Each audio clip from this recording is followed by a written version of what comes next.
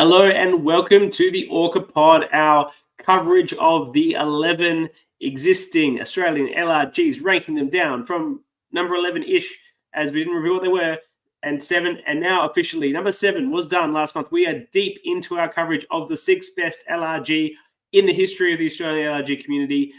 Sam Green's wonderful first season debut of Brisbane Survivor, and tonight I'm going to be joined by the winner, his blood brother himself, Nic Green, to talk about his whole game and everything he did playing Brisbane Survivor, the people you know, what sort of Survivor fan is he, how much was he really playing that down on the day. It's going to be really interesting to find out and work through how he took himself to victory. And of course, voting remains open. We've got a few votes, but there's plenty more votes to come. And a lot of them, I will say, are very close. MVP, ORCA, even best pre-match boot, maybe. All of them are very, very close. So this is your opportunity to get in there and say who you think was the MVP, who was the player you'd like to see again. Get in there and get your votes, have them count. They're on the links to tonight's show.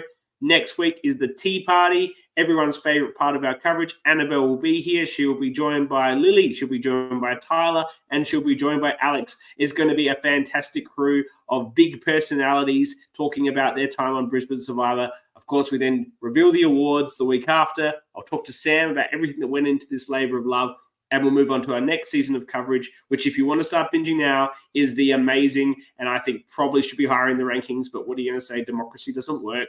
Backyard Survivor, Season 2, Yards Apart. So go watch that if you want, or just follow our coverage when we start that next month. So, housekeeping out of the way, going to bring in the winner of the first ever season of Brisbane Survivor.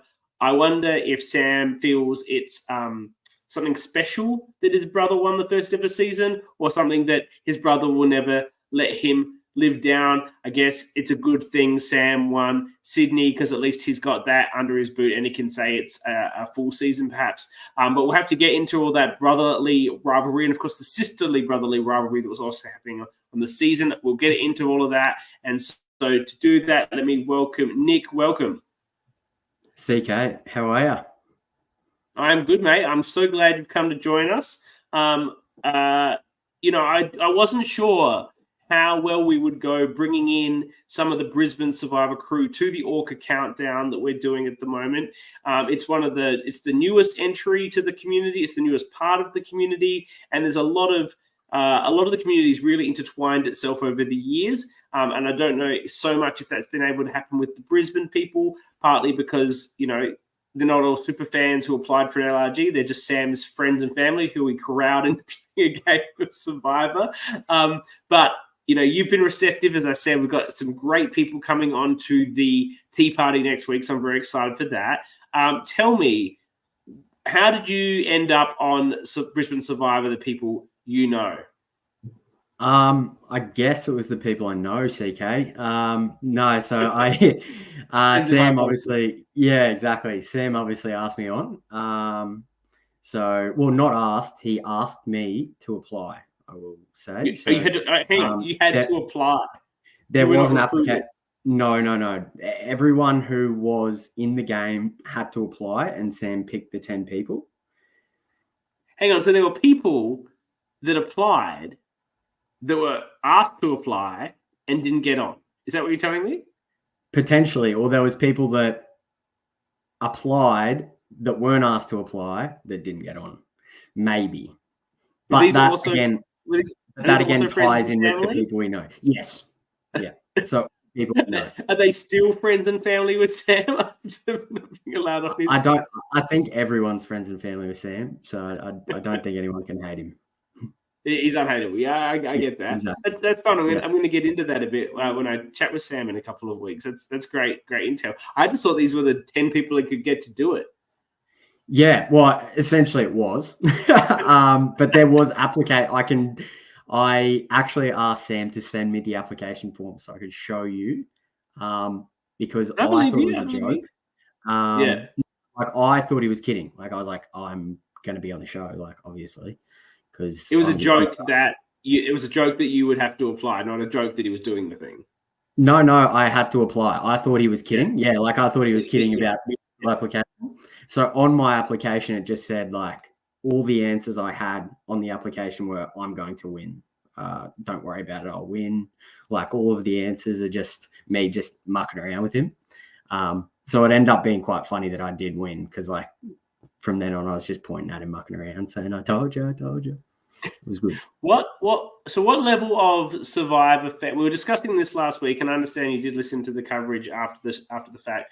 What sort of level of Survivor fan are you? During the game, you really played it down quite a bit, and I'm interested to get your thoughts on that because obviously there's people that know you there. So I was sort of, because there were people that knew you there, I was believing that you weren't that big of a fan, that you were perhaps a fan by osmosis through Sam, like my wife is, as I mentioned. But you did use the word polarity, which is really only used by people that listen to Shannon Guss podcast. You're wearing a Simon Me hat. Simon Me is probably a champion of the casuals, but it's still Survivor merchandise that I personally don't own. So where do you sit? Okay, so I got this for winning. It actually says never snuffed. Yeah, so this was signed by Simon and was given to Sam for the winner. So again, props to Simon, legend. But I watch it, right? So like I lived in the same house as Sam, so there was no choice. But I couldn't tell you how many finales I watched, or like I was in it for the competitive side of the games. Yeah. That's because I was a sporty kid. That's what I enjoyed about it. But I obviously picked up a lot of the intricacies of the game while watching it and understanding how you get to the end. And that was by playing a subtle game, realistically. Like the whole time, that's what I tried to push onto people. I knew that I had the closest connection in the game with Lily. So I had to like continually show people that I didn't want anything to do with her. Like I didn't want to be a part of her game. And then that also came with me playing a really, really like, especially in all the, when we're voting each other out and when we're doing all the stuff in front of everyone else, all the time I'm pushing it off to other people. Like I'm just saying, I don't know. But in reality, I'm sitting there kind of pondering what people are saying and kind of understanding it, I guess. So you wouldn't say you watch it religiously. If there's a season on, you wouldn't watch every episode, but you've seen enough of it that you picked it up over time that so you know the gist. Yeah, exactly. Yeah. And I think going in, I think it gave me a bit of an advantage because I just kind of saw the game for what it was. Like it just kind of opened up and I just played people the way I'd try and survive, right? So, yeah. What about the word polarity? Now I'm doing it. Polarity. It's a normal word, but it's just not used every day. But Shannon Guss loves it. Is that what you've heard it, or have you heard Sam say it? Tyler used it early in the season. I bet you she listens to Shannon Guss podcast. Absolutely, 100%. Like Tyler, If there's anyone in the game like that I was gonna follow or listen to, it was Tyler. Like, So. All right, there's a couple of great things there that you've mentioned that I think were a big part of your game, and I think it's a good idea to get deep into some of those. The first one you mentioned is your relationship with your sister Lily. Now, you did do everything you could to regularly throw her under the bus, whether it was I want to vote her out, or if it was a opportunity to go one-on-one in a challenge, you wanted that. There's even an episode where she puts her hand up to go and she's like, Nic's going to go. 100% Nic's going to go. I appreciate you saying you did that because she's someone you know, and that therefore could be a relationship that people are concerned about. But is that also just the way the two of you are, just uber competitive about everything? Oh, 100%. Like I was going to seek her out the whole day to like verse her and stuff. It's just what we're like. We just compete at everything. So, it was a great day. Like that's the best part about it is we got to compete and have fun. And I miss it. It was great. Were you surprised that Lily voted for you in the end? Because I got the impression that it was a bit begrudgingly and you deserve to win. So, I would have voted for her in your shoes. But I'm also an only child, and I don't have to deal with my sibling now lording over the fact that he beat me in Survivor for the rest of my life. So, do you think was that a factor? Like, you didn't want to get beaten by her, and equally, she didn't want to get beaten by you. Do you feel just because you'd always have that? Yeah, definitely. Like going in, that's 100%. Would I have voted for her in the final? Yeah, I would have as well. I think that, she played a great game, but and we kind of like getting towards the end of the day, Liam was saying it towards those later episodes, but people were saying like they played a really good game or a really hard game, and Liam kept specifying hard, and I think Lily played like one of the harder ones, right? So like it was going into the end, I had all the respect for Liam, Lily, Kyle, because even though it was just a day, there was just so much going on. Even though there was only 10 people, it was just very hard to keep control of the situation, and you never felt safe. And it was tough. It was a fantastic though dynamic with you and Lily the whole game, and of course she was pivotal in what was your big move of the season, probably the biggest move of the season. Ultimately, it was a lot for little outcome except to really seal the deal on Liam. But it's a ballsy move and an amazing use of your idol. To those that haven't watched this recently, or those that haven't watched our coverage last week, they're going into the final four. Nic has an idol that has to be played at that tribal council. Kyle is immune. So Nic decides no one knows about this idol, and he, during the tribal council, passes it to Lily. She didn't know that Nic had it before this. And she basically indicates to everyone that she has an idol. She's wearing it. She's going to play it. And then right after everyone's voted, Nic stands up, asks for his idol back. She hands it to him, and he plays it. So she had implied immunity. Nic had actual immunity, and Liam was basically done. He was done anyway on the voting, but it really much sealed the deal. Nic, when did you start formulating this move? Did you think you were actually under any threat? Was this really a way of ensuring that Liam went instead of Lily? What was the thinking about this move? Yeah, going into that final four was very interesting. Like, it all came very fast. So I was sitting there contemplating how to use it, and do I use Lily in it? And it all came down to who I could trust. And it was realistically no one. It was myself. I think I just wanted to show in that last tribal that I had control, because I felt that since Tyler left, I had control. Even when you hear Lily speak throughout the episodes, she's saying, "Oh, they're doing what I want to do." And that's me doing what she wants to do, because that's what I want to do. So that was like me showing them, I've played a subtle game. You don't know, but I'm pulling the strings. And I think like Lily wasn't aware. No one sitting with us was aware, even after.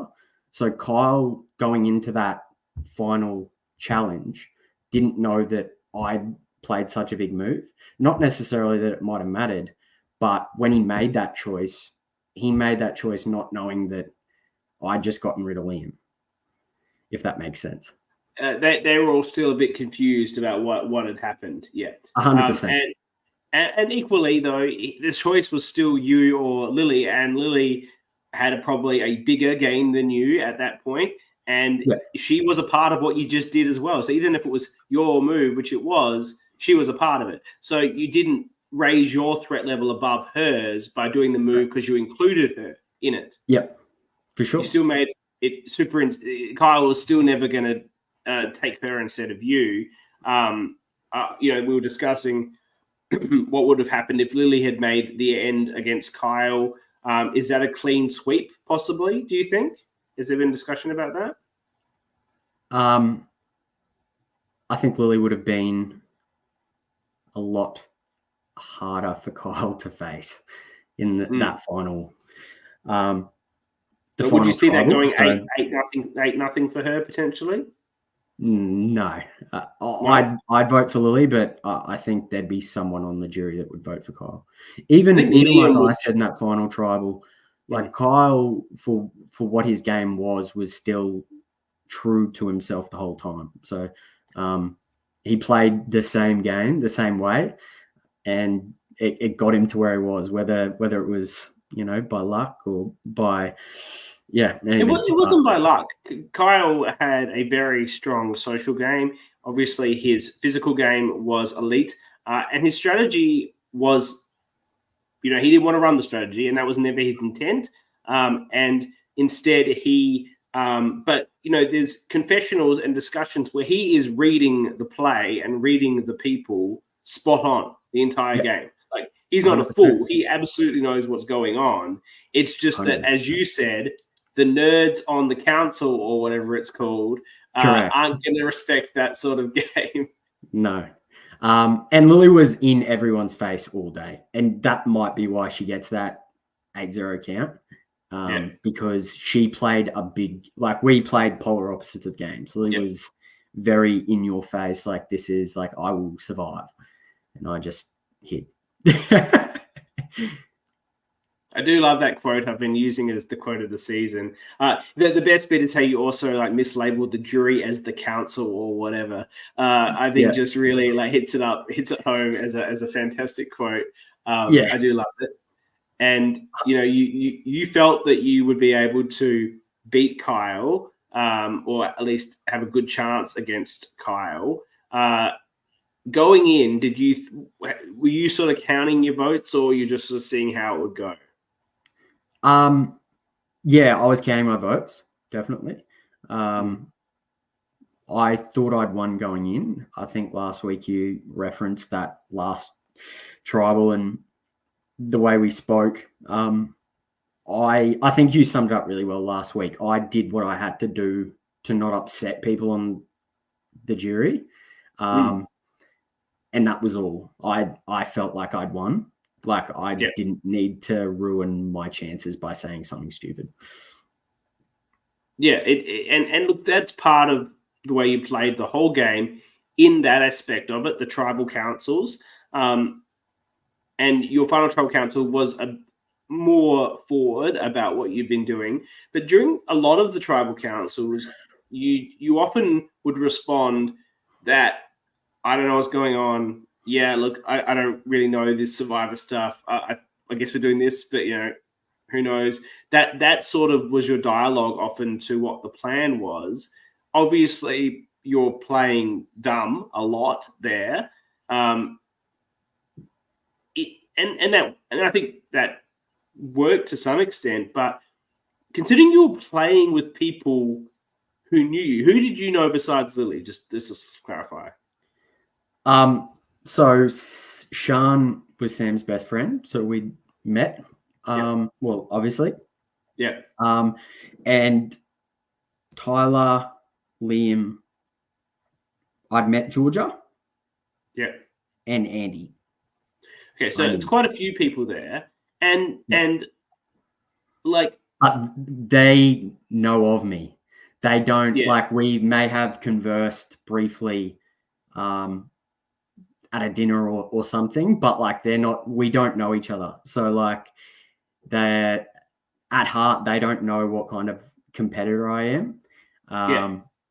And that's what I kind of played at. I was just cruising through the game. And luckily, I think there was a few of us doing similar. So it just fit in. You certainly had them, what you need to be doing, what anyone needs to be doing in Survivor is you want to lean on the part of your personality and embiggen the part of your personality that is most likely to give you success in the game, and try and lower the parts that are not going to. So I think that you are, my interpretation of watching you is that you are a very intelligent sort of social operator who can operate probably in any different sort of social circle. And you can probably chameleon yourself to whatever it needs to be. But what you brought to this one was more blokey. I'm here for a good time. I'm here for the challenges. I'm here to have some fun. I'm not really into the scheming stuff, because Liam was running that angle too, even though he's clearly a professional and a very intelligent person. He was running the blokey thing. And then you had a bunch of blokey guys that sort of were doing that just as who they were. So you just went for that. That was the vibe I got for most of it. Yeah, like naturally, it was very easy for me to, like, I'm a relatively laid back dude, so it was easy for me to just zone out. Like, there was some tribals I wasn't listening. Neither was I. Yeah, so like I'm just sitting there thinking about like what I'm doing next, or you know, is there food back there? So it was very easy for me to play that part because I can just get lost in my own head anyway. So like Liam's was a very strategic way of playing that angle. I think I just lent on my laziness a little bit. That's fine. But what was interesting was you saw that with you and the way you played with those lots of players. But when you got swapped and started playing with Tyler, that was where your more strategic part, I think, came out. And maybe let's talk about that third tribal council, which was quite pivotal to the game. And at that point, certainly the most exciting tribal council. You're on a 2-2 tribe with Tyler, who, you know, you've been with her from the start, but you've not been to a tribal before.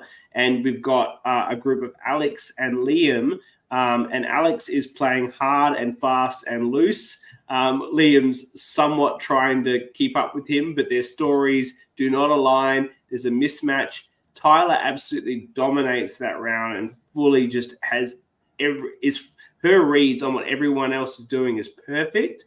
And the two of you end up coming together to ensure a 2-1-1 happens and you both stay safe. Do you recall how that sort of came about, that quite complex vote? Yeah, yes, definitely. So obviously we went through the split, and Tyler and I got stuck. Worst result I could have hoped for. In those first few episodes, I had Alex just in my crosshairs the whole time. Like, he made a fool of me in the first episode, like threw a ball between my legs, made me fall over, and then like showboated in front of me. And I was just like, damn, this guy, like, you know, like, who is he? Did you know? No, him? Did you know and that was why I'm not at all. Like, that's why I was rattled, because I was like, I'm sitting here like plotting, and this guy's just come out of the woodwork and he's just played the biggest game so early. And then we obviously jump into that thing, and I regret that episode because I'm like, the boys. But I was the first one to go. When you say the boys, you mean that was your focus of the original tribe? Yeah, so my sell to the guys was I knew who, not from the original tribe when we were going in. To Alex and to Liam. Yeah. So you start wanting to take out Tyler. Is that what you're thinking? Yeah. Okay. So my play is, because Tyler's not there, Tyler was the first person gone. So I've got to speak. They've got a 2-1. Yeah. And I'm sitting there going, okay, like I've got to sell them something. For those that haven't played one of these, what he means by she's gone is she's gone to do her confessional with the camera. Yeah. And they're going to take turns. So this is just how it started. It's 2-on-1, him with them. And what do you do in that situation, as you say? You like, if I don't take something to them and we sit there in silence, they take something to Tyler, or like I've got to give them something. And the only thing I had in the game at that point was the information that Sean had an idol. Like, I saw him pick it up. So I just said, take me through, and like, we'll get rid of Tyler and I will tell you who has the idol. If we don't merge, like, I'm going anyway. Yeah. And to me, it just seemed like an easy decision for them, right? And then, like, I go for a confessional and come back, and just like Alex just loses it, like just throws everything on the table, and we're on both sides of him, Tyler and I. So he's speaking and I'm watching Tyler's mind, just like beautiful minds, just go. And so we're kind of like sus at that point. But we needed to figure out where the idol was. So the edit makes me seem like I'm going in voting for Tyler, but I was always going to not until Alex went crazy. But when he did, I was always going to try and figure out of Liam or Alex who we were going to vote, because it was just then we were trying to figure out who had the idol. That was the game we were playing. If Alex was showing us the piece of paper because Liam had it, or vice versa. Yeah, him showing the piece of paper by itself was sus. That's always sus. He should have shown both things. And then it didn't line up. He said he hadn't told Liam, and then Liam comes back, and you're like, Tyler's saying, did you know about the idol? And he's like, yeah. And because he thinks you're talking about Lily's idol, which you guys don't ever seem to work out. It's a really mess of miscommunication. Did you guys realize that Liam was going to be voting for Alex at the tribal council, or was that a surprise? No, we thought, Sorry, Alex voted for Liam. Liam voted for you, I think. Me, correct. Yeah. No, we didn't know what they were doing. We played the game in front of everyone when we were there. And then walking to tribal, we spoke, and then at tribal, you can see us like whispering at each other. And predominantly Tyler, like she was running the ship at that point. I was just all on board. She decided the name at that tribal council. Is that right? I would. So I think you say something in your voting confessional, like this is a like I'm having a punt. Minute. Yeah. I'm having a punt because I was punting between Alex and Liam. But it made it seem like I was having a punt, as in like I don't know. Yes. We were sold on Alex, and I was writing, like I had sticks in my hand. I had an A in front of me with sticks, and I was like kicking the sticks in front of Tyler. And then I just ended up leaning over and being like, Alex, and just like, vote Alex, please. Yeah. And she did, thank God. And then you guys became quite tight coming into the merge. Who were you actually more tight with before the swap from your original tribe? Was it Tyler, or was it some of the other people? Like you guys said, it was really hard because we hadn't gone to tribal. So we were all just sitting there trying to, like Tyler even said it herself, like she wanted to play a real, like a low profile game. Yeah, she couldn't. Yeah. So she played a low profile game up until Alex, right? She barely spoke. Like we were having general chit chat, but there was no real strategic gameplay conversations going on. I'd say I would have always tried to work with Tyler, though, for sure. Sean, on the other hand, made a fatal mistake of finding an idol, thinking you saw him find an idol, but then not coming to talk to you about how he'd found the idol, which is what you do in that scenario. Because crazy, if you think someone's seen you, just go and fess up to them and try and build something with them about it. But you, I imagine, were all incredibly sus on him after that he didn't come and tell you about it. No, so like I think I even said it in one of my confessionals. I will let him decide. I would have gone into the game, like I would have played with Sean to a degree. I know how competitive he is, and I know that the later the game got, I would have had to have probably watched my back, but I would have played with him if he told me about it for sure. I was even thinking about how we use it.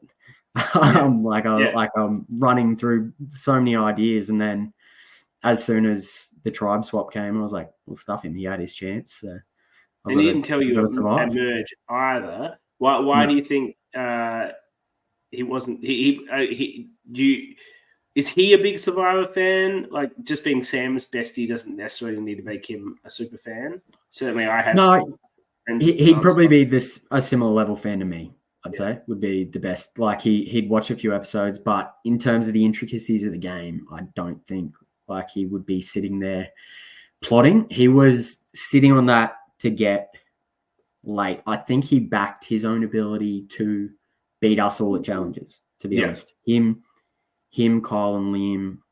That's just a really unfortunate 3 people to have. I thought I was going to go in. Like I said in the finale, I thought I was going to go in and be good at challenges, and I just got walloped. Like I just got absolutely cleaned up. So you're right. They were all pretty elite, but that's actually what made it good, because if you just had one of them, then it would have been too one-sided in the tribe challenges, and certainly someone might have just won out post-merge. So it was good to have such strong performance, particularly as the challenges were quite well made. So it was good to have strong competitors there.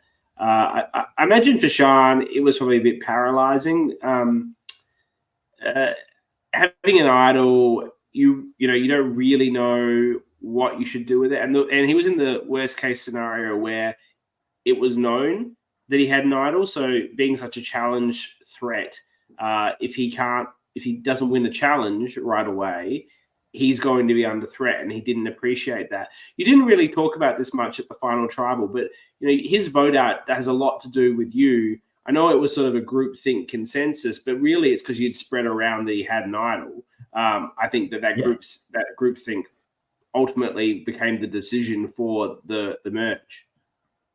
Yeah, like 100%. Like I probably should have taken more credit at the final tribal for sure. I think it suited my game again, though, like having that kind of vote out, because I could just fly under the radar.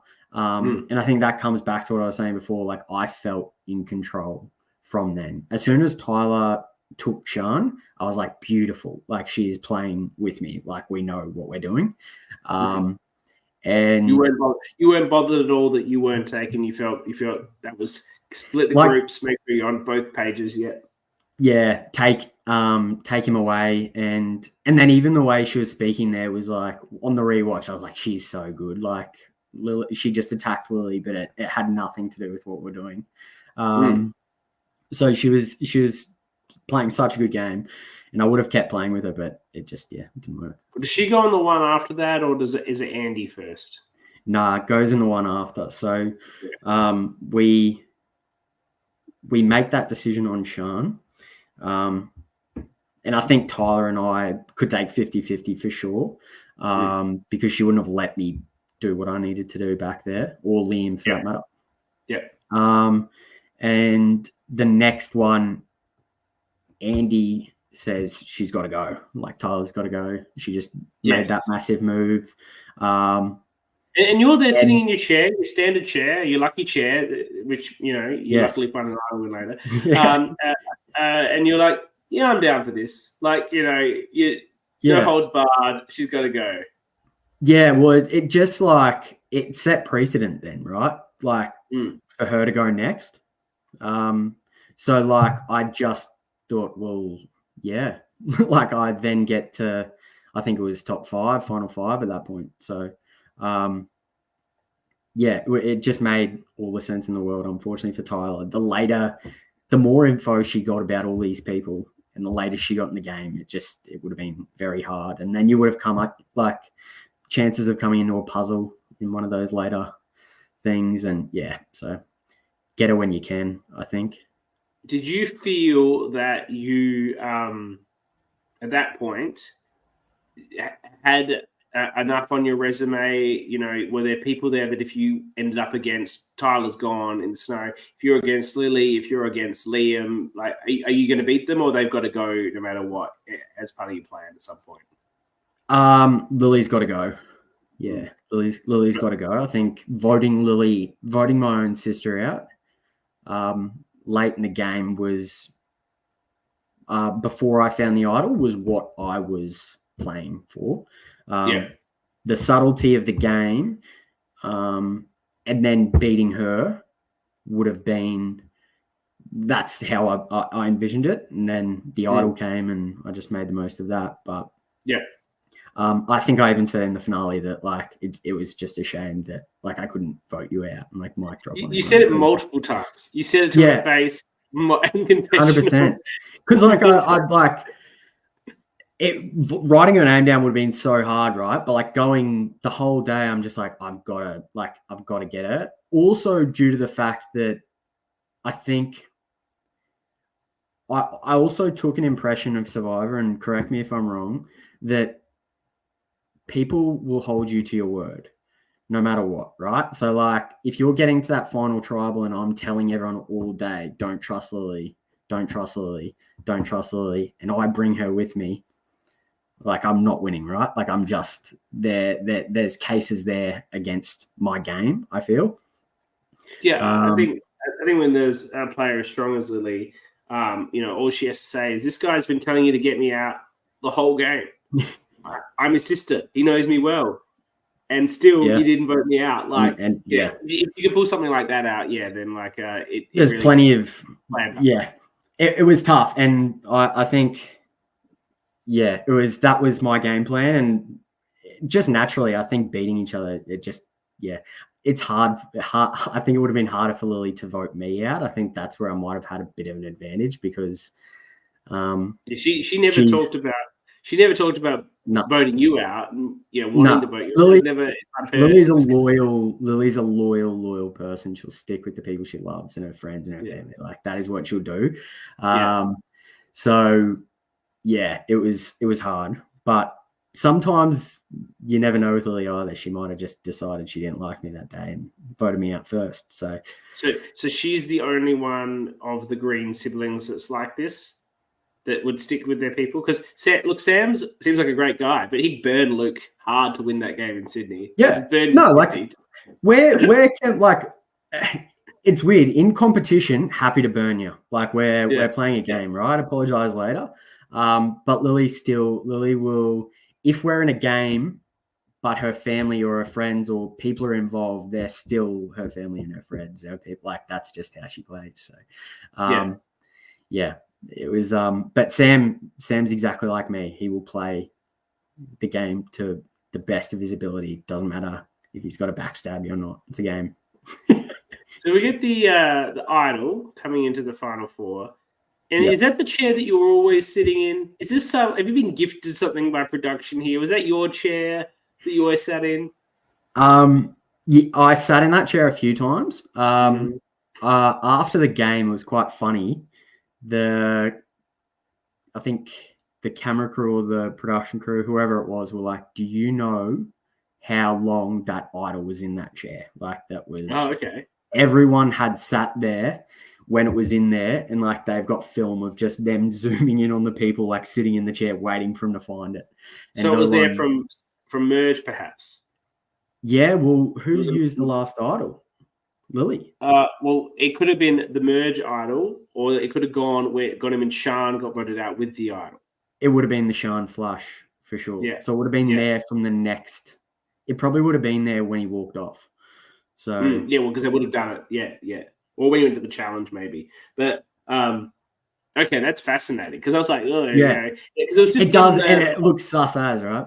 It was in the stubby hole. Is that where it was? Sort of in the little hole. Yeah, it was in the little esky. Yeah, little esky down the side. So, and there was other stuff in there. Like I'm rattling my hand in there. Kit Kat wrappers or whatnot from when Alex... it was wrappers. Yeah, it was Kit Kats for sure. There was a few muesli bar wrappers in there too. Yeah, because from early in the day when they were just smashing their faces when it was going to get stolen. The food eating. Talk about food. The food eating challenge. Lily seemed incredibly unhappy with the result. Has she forgiven Sam for this? She seemed very bitter and just didn't feel that she'd lost it.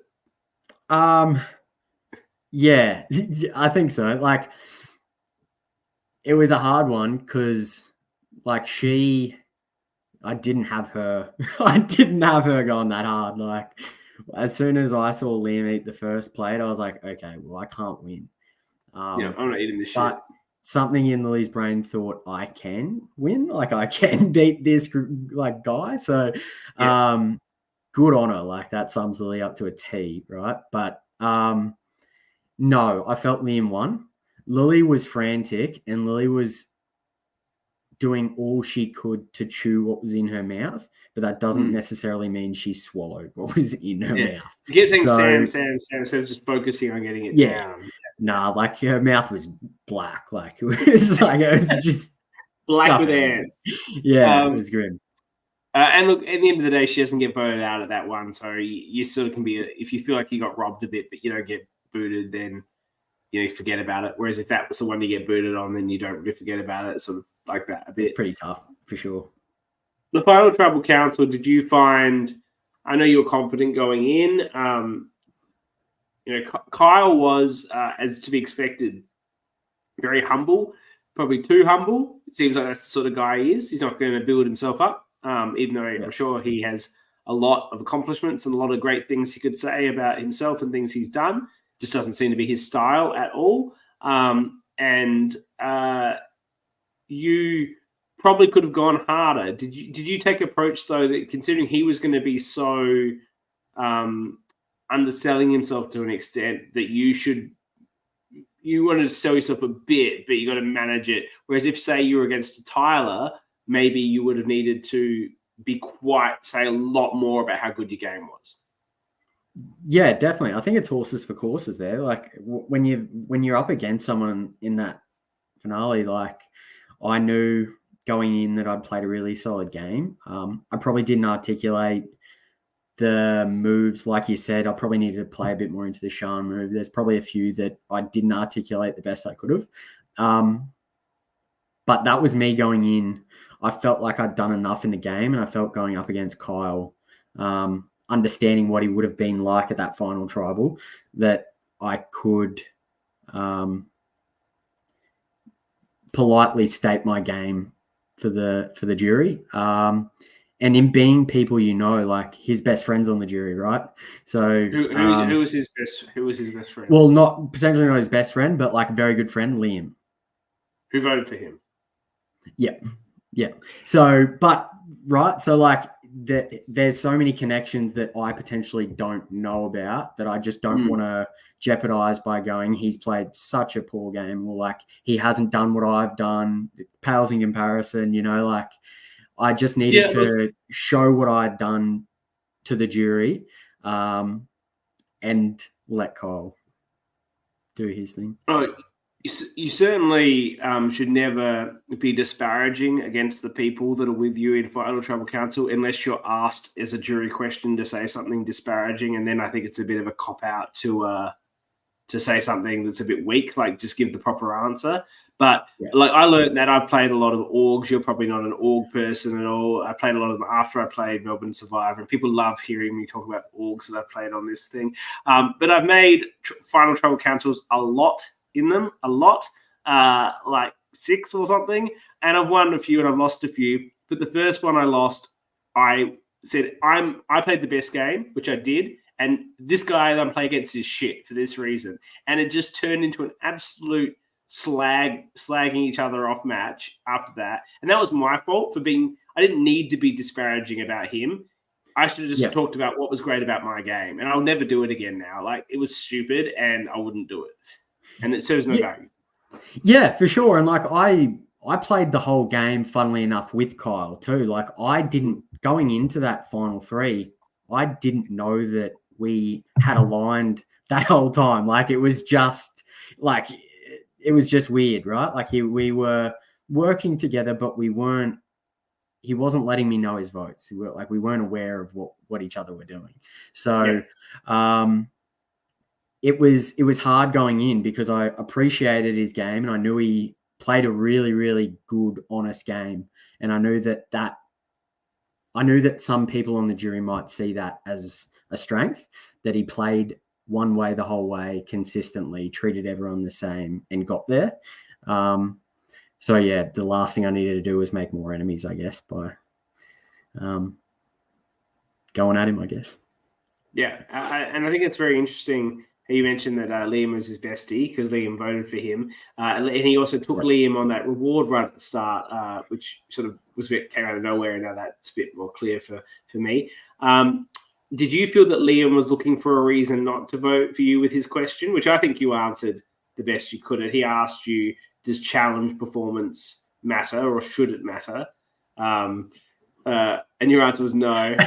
If I won some, I would have said yes. No, he asked you that question knowing you hadn't won any. I think it was just trying to really give credence to his vote that he was about to cast. Potentially, for sure. I think, it's a hard one, that challenge. I went in thinking that's what would get me where I needed to go, playing a slight game, being quite competitive in the challenges, and doing all right. So it was quite funny that by the end of the day, I'm telling everyone that they don't need to win them. So it's fine. It's all good. Just hope you get through. So, and I can tell you that the nerds on the council, they don't care about the challenges either. No, I do apologize to all my Survivor nerds out there. I'm a nerd myself, but it's a great quote. I love the quote. Don't apologize. It's like my favorite quote from any of these LRGs. Yeah, I loved it. Happy to help. And the other vote that you didn't get was Georgia or Haley, from memory? Yes. I think it was Haley. Why do you think that was? What was it? Do you know her? What was it? Did she know Kyle? What was the thing? Both Georgia and Haley were early games, so we didn't really play. Yeah, together. And you didn't know her? Did she know Kyle? No? Potentially, maybe. So that might have been something there. But it wasn't. I wasn't really too worried about that, to be honest. I would have been happy with a 5-3 or whatever, as long as we weren't going 4-4 and having to do something stupid. That would have been fun. Yeah, Sam explained it last week. It was nonsense. I couldn't get speaking. I was done by then. Yeah. He had a horrible. He sent us a message on the thing. It was a horrible example of what would work. It wouldn't have worked. So it's a good thing that you were able to get the votes. And then you finished the game. How long was it between playing and the actual season came out? It was a while. The production was good because they spent time. I'd say it was 18 months to 2 years. I'd say probably maybe 2 years plus. Yeah, and then it came out. And were you pretty excited to watch it? Like the whole family. It was awesome. Like it's great. Like we saw how much effort Sam put into it, and I've seen what Cam does with other things, with his work. So I don't know Cam. What's Cam's involvement? Cam did our filming and production. Yeah. So a lot of those edits and memes and pictures and things you'll see in there, that's Cam Armstrong. Very, very talented man. So it took a long time, but like when it came out, like you said, for a first season of something, the quality was a lot better than I thought it was going to be, for sure. And I imagine you haven't seen any of these other LRGs that we're covering. You're not you've got to be a bit of a crazy diehard fan to be watching these fan-made ones. Even more crazy to be podcasting about them. Here I am. Has it really sort of opened your eyes or blown your way to find out there's this whole community of collegiate seasons and programs all across the country that all are now supporting each other, and there's a big community of people who know each other just from that? Has that blown your mind open? Yeah, it's awesome. Like I said to Sam after they filmed season 2 recently, that I haven't seen so many people from so many different walks of life come together over a game, and travel so far and support each other. It really is such a beautiful thing. It's pretty cool to see. So, more of it. Why not? Well, congratulations on winning. There's only 11 of these things to date. So you're one of 11 winners. I think that's something to be pretty proud of. People will try and say. I do just want to say I got ruled out of an all-star spot last week by the 3 of you. So I really, really want that spot. An all-star. What do you say? You would be on an all-star season? Well, I think you would. Well, last week you said Tyler, Alex, and Lily, and I'm here I am sitting here, won it, and I can't get an invite. You know what's a man got to do? That's for the tea party. That's not the All Stars. Right. Okay. If you hadn't won, you probably would have found yourself on the tea party as well. No, which is fine.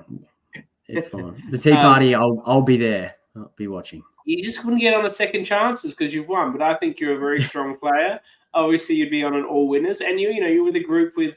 There's a lot of there's not many dud winners in the LRGs. If you watch them, they're more often than not played very strong games and have a very good reason for winning. But I'm also a true believer in the sort of Survivor adage that there's not a bad Survivor winner. You play the season you have, you play the jury you have, you play the people you have. They were there, the jury, and they were the ones best to decide who the winner should have been based on their metrics of what a good winner was. So I'm always of the view that the right winner is the winner. And so I don't think anyone should ever say, well, you play with people you know what? Every LRG often, well, the ones I'm covering now has people that know each other. Going forward, it's going to be less of an issue for new casts because there's so many people applying that you can pretty much make sure people don't have those connections. But that's how all of these 11 are. There's people who the season we just covered last is super controversial because the two of the final three were secretly dating each other and nobody knew it. Right. That is crazy. Actually, that's pretty. It's interesting though, right? Like it's a storyline. Well, I think we died on it. Yeah, 100%. Like the games outwit, outlast, outplay, but you can't outplay and outwit people if you don't outlast them. So at the end of the day, you just got to get to the end. And if you do that, you deserve to win. Unfortunately, you might not get the vote of other people, but you're there. So you did. So congratulations on the win 2 years ago, and then 3 years ago, and another year for plenty ages ago. Yeah, but it's so good that you took the time to come on here and talk about it. We really appreciate your time. Is there anything else you want to say before we finish up? No, thanks so much for having me on, and really appreciate your time and like what you're doing with the podcast, giving some people some time on air, and it's good. Thanks. Well, part of it, there's two reasons that I did it, and I appreciate that. One was a lot of people are new to the community and aren't aware there's all these other seasons, or are aware of them, they haven't had a chance to watch them. And I thought this was a good opportunity to highlight some of those older seasons where there wasn't this sort of podcast. Like now that the new season comes out, we'll podcast as it goes. We'll do a weekly episode and interviews and that sort of stuff, right? But back in the day, for most of these seasons, that just wasn't part of the experience. So I'm sort of retrospectively making it part of their experience, while also drawing people's attention to these other seasons that people put a lot of work into a few years back, some case 5 years, and getting it some new watches while we have a bit of a lull in seasons. I know that there's Brisbane has one in the can they're making. We've got a backyard starting in July, and they've got another one in the can. Sydney has one in the can. Melbourne has 2 in the can. Like, there's plenty to come. But I've sort of found a year here where I checked in with everyone and I said, I think Canberra has 2 in the can as well. I'm like, is anyone, when are you all releasing? Because like I'm going to jump in and I'm going to do this countdown thing in the break, keep the community going, keep the community alive, and have this good opportunity to really reflect and refresh on all these seasons. So it's been a fun journey. This is the 22nd podcast I've done. This is actually the halfway point. There you go. Would you look at that? Podcasts for this thing. Well, I don't do the tea parties, but 44 podcasts. This is number 22. That is nice. Would you look at that? There halfway. You go. I've just crossed the halfway point. It's very exciting. Thank you for that. Thank you for coming on. No, as I said, have you voted for the awards? You can vote for yourself. I have not voted for the awards, but I will be doing that after this. And I won't vote for myself.